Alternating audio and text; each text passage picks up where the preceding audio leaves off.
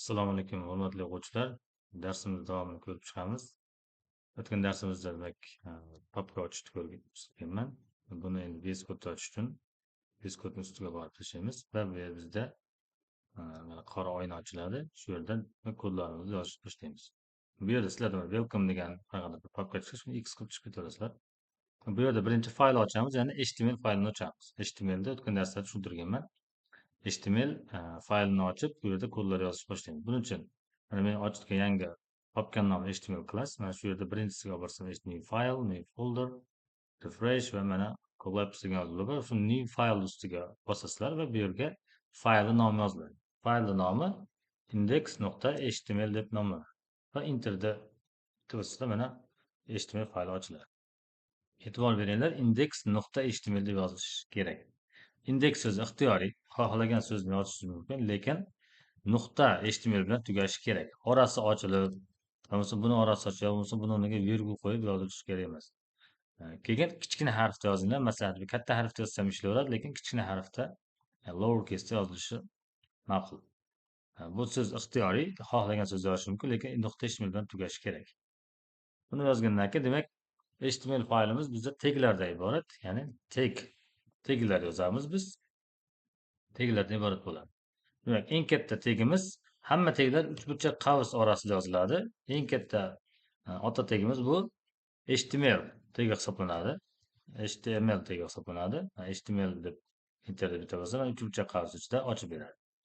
Bu yerda ko'rsak, ikkita HTML tagi ochildi. Bu ochuvchi tag hisoblanadi, bunisi yopuvchi tag hisoblanadi. Bu slash belgisi yopuvchi tagida bo'ladi va ikkalasi juft tag hisoblanadi, chunki ikkita ochuvchi va yopuvchidan iborat bo'ladi. Ba'zi taglar bor, tog' taglari bo'ladi. Ularni ham dars davomida ko'rib ketamiz. HTML ichida eng katta ikkita tag bo'ladi. Bu head tagi, bu ham ochuvchi va yopuvchidan iborat va uni pastidan body tagi keladi. Bu ham ochuvchi va yopuvchidan iborat. Shuni ichida keyin body ichida kodlarimizni yozib boramiz. Head ichida ham kodlar yoziladi. Bularni ham dars davomida ko'rib boramiz. Endi buni yangi HTML 5-versiya chiqqanda yangi versiya bo'yicha yozishda o'zi tayyor shablon qilib yozib beradi. Buning uchun shiftni bosib turib, ya'ni undo deb bitta bossalar mana undo chiqadi va shuni enter deb bitta bosib qo'ysalar mana yangi o'zi yozib beradi tayyor.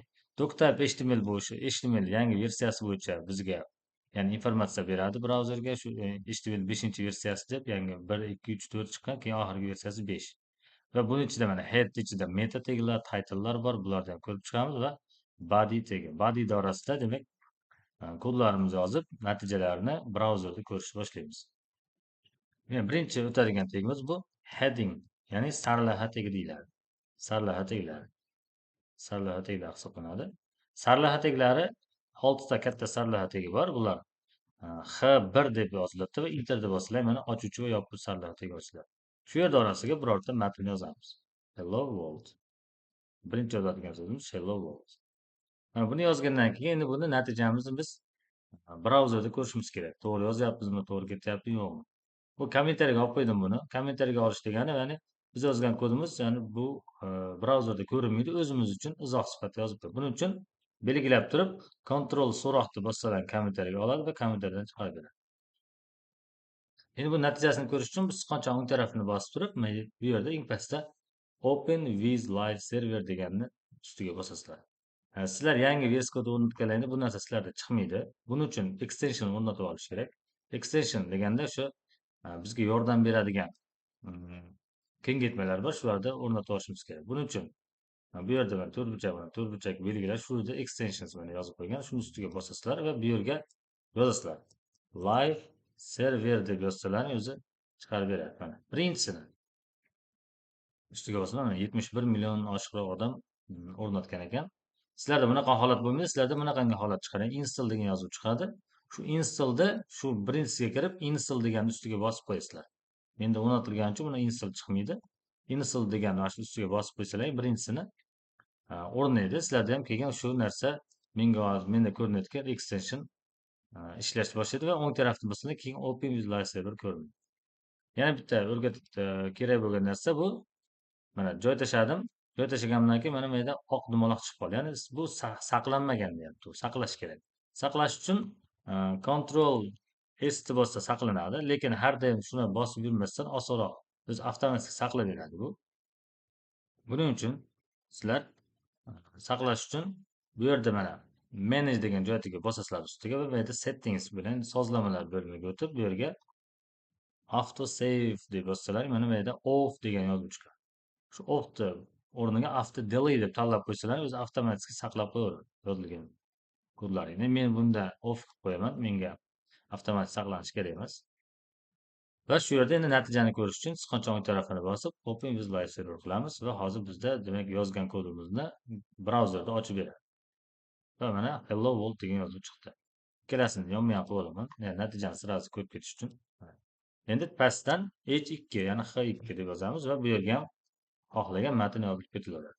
Va bundan hozir aytdim, bizda bundan 4 ta 4, 5 va 6, 7-si yo'q. Mana bu sarlavha teglari. Natijalarimizni bu yerda ko'rsak bo'ladi. Kichrayib ketaveradi. Ya'ni muhimligi jihatdan H1 eng muhim hisoblanadi va buni pasayib H6 eng kichkinasi hisoblanadi. Bu yo'llar qayerda amaliyotda ishlatishimizni hozir ko'rsatib boraman. Undan keyingi tegimiz P tegi bor. P tegi bu paragraf deydi, xat boshi. Odatda buning ichiga matn yoziladi qanaqadir. Endi shunaqangi xunuk yozuv yozmasligi uchun bizga o'zi tayyor Lorem degan dastur yozib beradi. Ya'ni Lorem deysizlarda sizlarga nechta so'z kerak bo'lsa, shu raqamni yozasiz. Misol Lorem deymanda 6 yozib turib enter bossam mana 6 ta so'z yozib beradi. Lorem deymanda 98 deb enter bitta bossam mana 98 ta so'z yozib beradi. Yani ixtiyoriy raqam. Nechta so'z kerak bo'lsa, shuni yozib 15 deb turib yozsam mana matn chiqadi. Endi buni mana chiqdi. Endi bu amaliyotda qayerda ishlatiladi sizlarning mana birorta saytga kiramiz. Mana Kunuz saytiga kiraman. Yangiliklar sayti. Bilsa kerak. Internet ishlamayapti ekan bu yerda Kunuzda. Internal server error, nimadir xatolik. Cloudflare'da muammo bo'lyapti ekan. Daryo saytiga kiramiz. Bo'lmasam mana Daryo saytida yangiliklar bor. Mana misol bunisiga kiramiz. AQSh Saudiyaga F-35 qiruvchi samolyotlarni sotadi. Shu yerda asosiy sarlavha shu hisoblanadi. Ya'ni mana shu H1, ya'ni H1 tegida yozilgan. Buni pastida kichkina sarlavhalar bo'ladi. Bular H2, H3, ya'ni qolgan teglarda yozilishi mumkin. Va qolgan mana matnlarda hammasi P tegida yoziladi. Va amaliyotda shunaqa holatlarda bulardan foydalanamiz ekan. Demak, sarlavha teglari 6 ta ekan va P tegi matn tegi hisoblanar ekan. Shu yerdan matnlar shuning ichida yozib ketilar ekan. Demak, tushunarli bo'lsa, davomini ko'rishni boshlaymiz. Ya'ni buni men format qilib olaman, chiroyli qilib shaklga keltirib olaman. Men bu yerda ko'rgan narsamiz heading sarlavha teglari. Bular e'tibor bersak, sarlavha teglarimiz qalinroq, ya'ni jирный turadi. Bu oddiy turadi bu P tegimiz, chunki matn xat boshi bo'lgani uchun oddiyroq turadi. Ular sarlavha tegi emas, sarlavha teglari qalin bo'lib, jирный bo'lib turadi va kichirib ketaveradi razmer. Bu yerda endi bu H6, H6 ni ham CSS da stil berib katta razmer qilsa bo'ladi, lekin bu baribir muhimligi jihatdan H1 ni eng birinchida turadi. Shuning uchun bularni farqi bor. Xohlagan joyda buni ishlatib, bu asosiy sarlavha sifatida ishlatilib boriladi. Keyingi darslarimizda format teglarini ko'rishni boshlaymiz. E'tiboringiz uchun rahmat.